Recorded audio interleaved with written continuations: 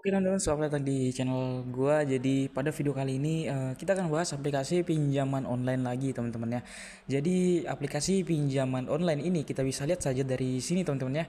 Tidak adanya logo OJK, kemudian tidak ada juga logo AFPI, kemudian juga Kominfo teman-teman ya. Yang dapat dipastikan bahwa aplikasi ini adalah aplikasi pinjaman online tidak resmi OJK atau ilegal teman-teman ya. Dan ya di sini kita bisa lihat untuk jumlah pinjaman tertinggi hingga 5 juta dengan tenor 180 hari atau sekitar 6 bulan teman-temannya. Kemudian bunganya minimal itu di sini ada kata minimal teman-temannya 0,05% per hari. Ya, itu hanya minimal teman-temannya, kita nggak tahu maksimalnya seperti apa gitu. Dan ini kita bisa lihat lagi untuk proses pinjaman di sini, sertifikasi identitas, informasi dasar, kontak darurat, rekening bank. Dan untuk sertifikasi identitas di sini tentunya memerlukan KTP teman-teman ya. Dan setelah lolos di sertifikasi identitas ini, kita dijanjikan akan diberikan limit 1 juta. Kemudian 1.500.000 untuk identitas lainnya ya. Identitas lainnya itu seperti nama ibu kandung, jenis pekerjaan, kerja di mana, seperti itu dan lain-lain teman-temannya. Pada sama seperti pinjaman online pada umumnya teman-temannya, dengan mentok-mentok akan diberikan limit sekitar 3 juta rupiah pada saat setelah mengisi sertifikasi identitas ini. Ya, kemudian informasi dasar teman-temannya, informasi dasar ini ya mungkin bagi sini bagian dari sertifikasi identitas teman-teman ya.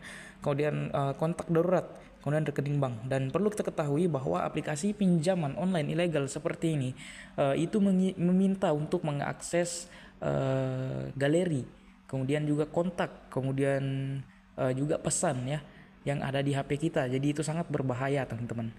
Namun sebelum kita jauh membahas untuk itu, kita akan bahas dulu untuk pencairan di aplikasi ini seperti apa.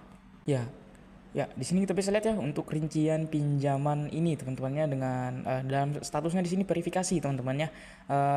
Di sini langsung diberikan limit sekitar 1.800.000 teman-temannya. Kita bisa lihat untuk tanggal 8 ya atau bulan 8 tanggal 12 teman-teman. Di sini kita lihat ya untuk tenor pinjamannya hanya 7 hari teman-temannya. 1.800.000 tenor pinjaman hanya 7 hari. Kemudian total tenor pembayaran awal itu seperti ini. Kemudian jumlah pinjaman, biaya adminnya yang sangat-sangat tidak masuk akal teman-teman, yaitu sekitar 675.000.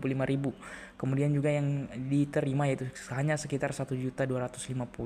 Dan kita harus melunasi total pinjaman ini selama 7 hari teman-temannya. Nah ini adalah hal yang paling krusial di aplikasi pinjaman online ilegal ini. Ya jelas karena tenornya, biaya adminnya, dan hal-hal yang lainnya teman-temannya. Jadi itu yang bikin aplikasi pinjaman online ilegal ini tidak masuk akal teman-temannya. Dan Bang, apakah boleh saya mengajukan pinjaman di aplikasi pinjaman online ilegal ini? Menurut saya jangan ya. Jangan, karena kita tahu sendiri aplikasi pinjaman online ilegal itu mereka itu hanya meminta data kalian. Untuk urusan pencairan atau tidak, cair atau tidak itu belum tentu cair teman-teman ya. Dan itulah kerugian kalian, di mana data kalian telah diambil kemudian tidak mendapatkan pinjaman. Nah, kemudian data kalian tidak tahu ya disalahgunakan atau tidak oleh mereka. Dan saya yakin ya, kembali lagi nih, aplikasi pinjaman online ilegal pastinya data kalian akan disalahgunakan oleh mereka. Nah, itulah bahayanya dari pinjaman online ilegal.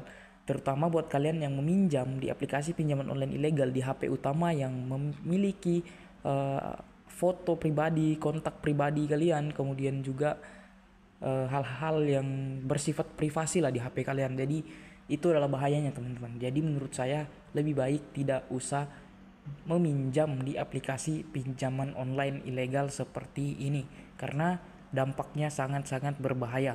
Dan kita tahu statement OJK bahwa pinjaman online ilegal tidak perlu dibayar ya. Namun menurut saya lebih baik, memang itu aman digalbay atau tidak perlu dibayar, namun kalian harus memikirkan jangka panjangnya teman-teman ya. Jangan karena OJK mempunyai statement seperti itu kalian langsung mencairkannya. Lebih baik jangan, karena kembali lagi ini masalah privasi kalian akan terganggu. Data pribadi kalian akan disebar, akan diteror, pastinya diintimidasi dan lain-lain. Nah, itulah bahayanya dari pinjaman online ilegal seperti ini teman-teman ya. Nah, jadi yang bikin bertanya-tanya Terus tujuan gue bikin video seperti ini itu tujuannya untuk memberitahu kalian, karena kita tahu sendiri bahwa aplikasi pinjaman online ilegal seperti ini biasanya mengirimkan SMS promosi kepada kita, dan pada saat kita klik linknya itu akan masuk di aplikasi pinjaman online ilegal, dan kalian jangan sampai tergiur teman-teman ya. Jadi tujuannya yaitu untuk mengedukasi kalian agar tidak mencoba untuk mencairkan pinjaman online ilegal karena privasi kita teman-teman ya, karena bahaya intimidasi, teror dan lain-lain. Jadi ya mungkin itu saja yang dapat saya bahas teman-teman di aplikasi pinjaman online ilegal seperti ini, dan menurut saya janganlah sekali-sekali untuk meminjam, karena masih banyak aplikasi pinjaman online legal atau resmi OJK yang sangat-sangat mudah cair. Kalian cari saja di video-video saya yang lain, karena di situ saya banyak membahas pinjaman online resmi OJK mudah cair teman-teman. Nah, jadi mungkin jika video ini bermanfaat bagi kalian, kalian bisa like, komen, dan di subscribe channel ini teman-teman ya, untuk mendapatkan informasi seputar keuangan dan juga pinjaman online dan lain-lain teman. Jadi mungkin sekian dan terima kasih.